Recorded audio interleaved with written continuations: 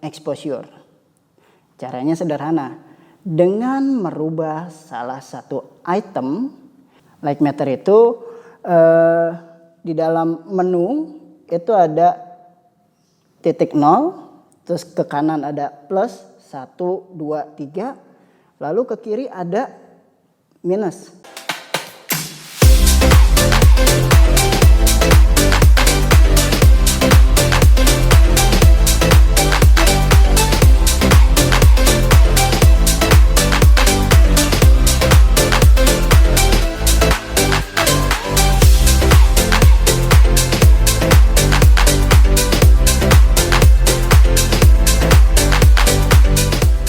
Assalamualaikum warahmatullahi wabarakatuh. Halo sobat kompeten, bertemu lagi dengan saya Agustin Sabtono Haji. Sobat kompeten, pernah gak sobat kompeten dengar kata-kata fotonya jadi gak? Ntar kebakar lagi. Atau mungkin sobat kompeten pernah gak ngalamin saat motret hasilnya gelap atau hasilnya terang banget sampai putih hasil fotonya. Nah, permasalahan seperti itu yang akan kita bahas nanti di materi kita kali ini, yaitu segitiga exposure. Sinkronisasi dalam kajian bahasa Indonesia berarti sesuai atau seragam. Dalam kajian fotografi, sinkronisasi memiliki arti kesesuaian antara diafragma, shutter speed, dan ISO. Nah, ISO ini di tiap kamera atau merek itu menyebutnya ada yang berbeda-beda. Tiap negara menyebutnya berbeda. ISO yaitu International Organization for Standardization. Ada lagi yang menyebutkan ASA atau American Standard Association. Lalu ada juga yang menyebutkan DIN atau Dutch International Number. Dalam kajian fotografi, sinkronisasi memiliki arti kesesuaian antara diafragma, shutter speed, dan ISO tadi, sehingga menghasilkan cahaya yang sesuai dengan aslinya, tidak lebih atau over exposure ataupun kurang atau under exposure. Berikut contoh over exposure. Over exposure adalah kondisi gambar yang kelebihan cahaya sehingga gambar atau fotonya itu terlihat terang atau terlalu terang, dimana mungkin hasil fotonya menjadi berwarna putih. Mungkin sobat kompeten ada yang pernah ngalamin fotonya tahu-tahu putih banget, terang banget. Nah, itu yang dibilang over exposure, atau mungkin ada juga yang bilang kebakar. Ini yang dibilang wah fotonya kebakar nih. Nah, padahal sih sebenarnya namanya adalah over exposure atau kelebihan cahaya. Berikutnya ada sinkron. Sinkron adalah kondisi gambar yang cukup cahaya atau cahayanya itu cukup di dalam sebuah gambar sehingga gambar atau fotonya terlihat tidak terlalu terang, tidak terlalu gelap juga, pas. Contohnya seperti ini. Berikutnya ada under exposure. Under exposure adalah kondisi gambar yang kekurangan cahaya sehingga gambar atau fotonya itu terlihat terlalu gelap. Mungkin sobat kompeten ada yang pernah ngalamin begitu motret fotonya hasilnya gelap. Nah, itu yang dibilang under exposure atau kondisi gambarnya kekurangan cahaya. Dalam sinkronisasi kita akan menemui prinsip keran air, di mana waktu yang diperlukan untuk memenuhi suatu wadah atau ember akan beragam tergantung dari besar kecilnya bukaan keran air tersebut. Ilustrasinya seperti ini. Pada prinsipnya, keran air ini atau wadah ember ini dianalogikan sebagai ASA atau ISO atau DIN dalam film atau kamera yang digunakan. Sedangkan bukaan keran air dianalogikan sebagai diafragma yang kita gunakan. Sedangkan kecepatan air dalam memenuhi wadah tersebut kita analogikan sebagai shutter speed yang kita gunakan.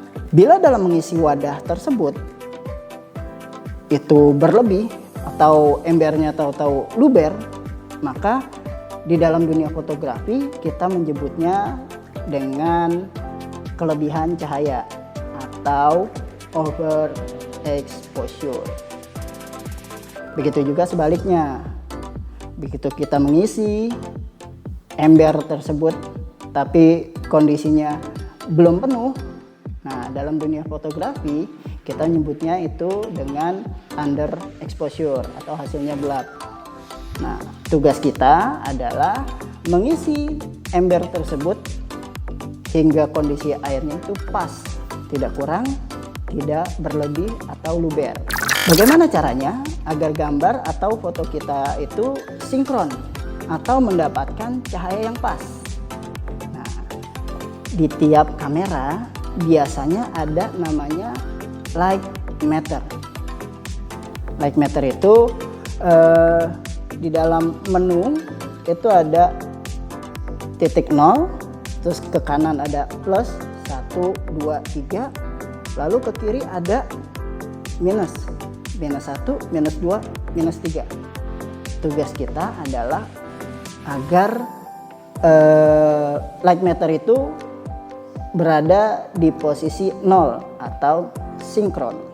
Lalu bagaimana cara merubah settingan light meter supaya berada di posisi 0? Ini yang kita bilang dengan segitiga exposure. Caranya sederhana, dengan merubah salah satu item di antara segitiga exposure. Apa itu segitiga exposure? Yang pertama ada diafragma, shutter speed, dan ISO atau ASA atau DIN tadi. Merubah salah satu di antara 3 item tersebut pastinya akan berimbas pada gambar yang akan kita hasilkan. Contohnya, misalkan kita dalam sebuah kondisi kita mau merubah diafragmanya aja. Merubah diafragma akan menentukan ruang ketajaman. Sebelumnya sudah ada materi tentang depth of field atau ruang ketajaman. Bukaan besar menghasilkan ruang ketajaman yang sempit atau fokus di salah satu objeknya aja atau yang biasa kita sebut bokeh. Sedangkan bukaan kecil atau angka besar menghasilkan ruang ketajaman luas atau fokus semua. Contohnya di gambar pertama menggunakan diafragma bukaan 1,8. Angka kecil berarti bukaan besar. Hasilnya fokus di salah satu, di objek yang terdepan. Objek di belakangnya itu terlihat blur atau out of focus. Di gambar berikutnya saya menggunakan diafragma 32, angka besar berarti bukannya kecil. Hasilnya ketiga objeknya bahkan sampai ke backgroundnya itu terlihat tajam, masih terlihat fokus. Berikutnya kita rubah. Misalkan kondisinya, wah kita udah pakai bukaan terkecil nih. Angkanya udah terkecil, bukaannya terbesar. Tapi masih gelap juga. Oke, kita rubah shutter speed. Nah, merubah shutter speed akan menentukan foto itu goyang atau tidak. Speed tinggi membuat gambar stabil. Sedangkan speed rendah menghasilkan gambarnya goyang atau shake. Pada gambar pertama saya menggunakan shutter speed 1/80. Di sini terlihat gambarnya stabil. Di gambar berikutnya saya menggunakan shutter speednya 1/10. Nah, di sini udah mulai terlihat shake atau goyang. Nah, bagaimana caranya biar gambarnya itu walaupun speed rendah tapi kita dapat meminimalisir goyangnya atau getarannya? Tipsnya menggunakan tripod. Berikutnya, diafragma udah dibukaan terbesar, angkanya paling kecil nih, udah 1,8. Shutter speednya udah 30 atau 60, udah cukup rendah lah. Kalau misalkan pakai shutter speed yang lebih rendah, takutnya kan goyang kan, tapi masih gelap juga. Solusi ketiga adalah kita bermain dengan ISO, ASA atau DIM tadi. Merubah ISO atau ASA akan menghasilkan pasir pada gambar yang akan kita hasilkan. Nah, ISO tinggi menghasilkan pasir. Sobat kompeten pernah gak ngelihat gambar begitu diperbesar, wah itu ada pasirnya, ada bintik-bintiknya. Kita biasanya menyebutnya noise. Nah, itu biasanya kalau kita menggunakan ISO tinggi. Nah, di contohnya ini saya menggunakan, kita bisa bandingkan antara gambar yang menggunakan ISO 100 dengan ISO yang 12800. Ini terlihat jelas detailnya, di mana ISO 100 dia masih solid gambarnya, sedangkan di ISO 12800 dia ada pasir di situ. Kompeten, saya ada tips nih, tapi jangan kasih tahu yang lain ya, khusus buat sobat kompeten aja. Tipsnya gini, pada dasarnya semua kamera itu sama. Kita hanya perlu mencari tombol mana untuk merubah shutter speed, diafragma, dan ISO tadi. Selama kita bisa menemukan tombol atau menu untuk merubah ketiga item tersebut, saya yakin kita pasti bisa mengoperasikan semua merek kamera. Nah, cukup sekian materi yang bisa saya sampaikan. Mohon maaf bila ada kekurangan. Akhir kata, saya Agustin. Wassalamualaikum warahmatullahi wabarakatuh.